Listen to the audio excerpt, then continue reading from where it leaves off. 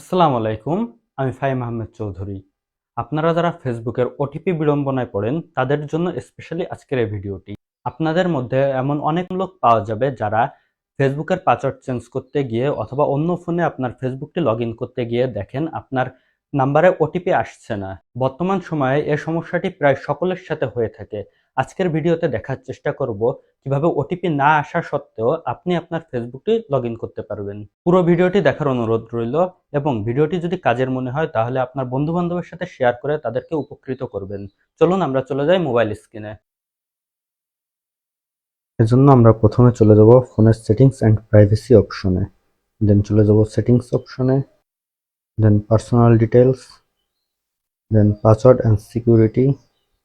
অবশ্যই আপনার ফোনের টু ফ্যাক্টর অথেন্টিকেশনটা অন রাখা লাগবে। দেন ফেসবুক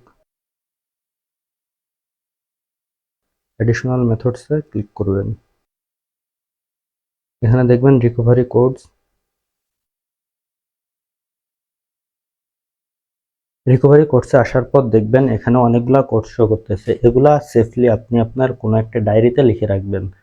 পরবর্তীতে ফেসবুক লগ ইন করার সময় দেখবেন যে কোড আসছে না, তখন এই কোডগুলা ইউজ করতে পারেন। আশা করি আপনার সমস্যার সমাধান হয়ে যাবে।